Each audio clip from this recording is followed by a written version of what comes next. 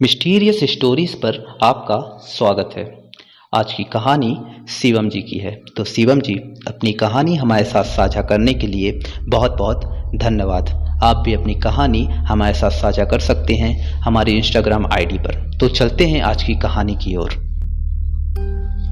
यह बात नवंबर 2015 की है, जब मैं अपने मामा जी के गांव गया हुआ था।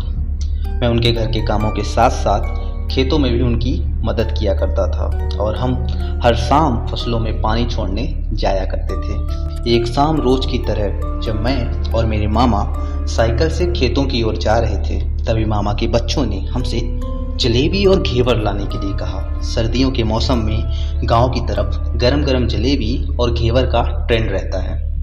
खेतों में पानी छोड़कर हम बाजार की ओर जलेबी और घेवर लेने निकले।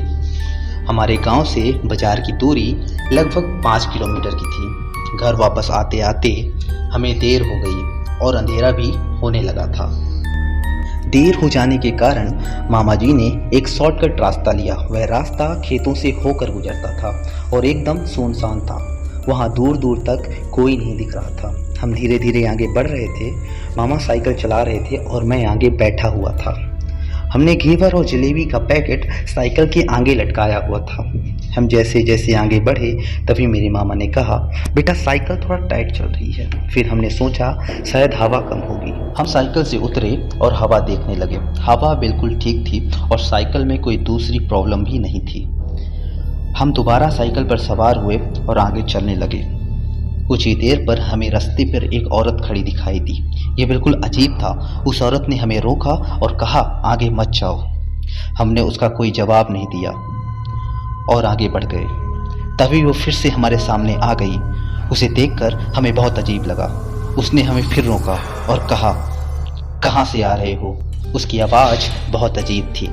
मामा ने कहा, हम बाजार से आ रहे हैं। उसने फिर पूछा, इस पैकेट में क्या है?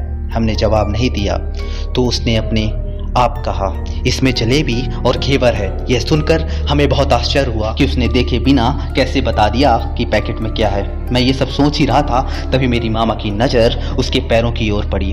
उन्होंने देखा कि उसके पैर उल्टे हैं। उन्हें यह समझने में देर बिल्कुल नहीं लगी कि यह कोई इंसान नहीं, एक डाइन है। उन्होंने साइकिल का हैंडल पकड़ा और तेज़ी से साइकिल चलाते हुए सीधा घर पहुँच गए। मैंने महसूस किया मैं और मेरे मामा जी बहुत डरे और सहमे हुए थे। शायद उनके साथ भी यह हादसा पहली बार हुआ था। पूछताछ करने पर हमें यह पता चला कि 10 साल पहले उस रास्ते पर एक औरत ने आत्महत्या कर ली थी और उसकी आत्मा आज भी वहाँ से गुजरने वाले लोगों को डराती है, परेशान करती है।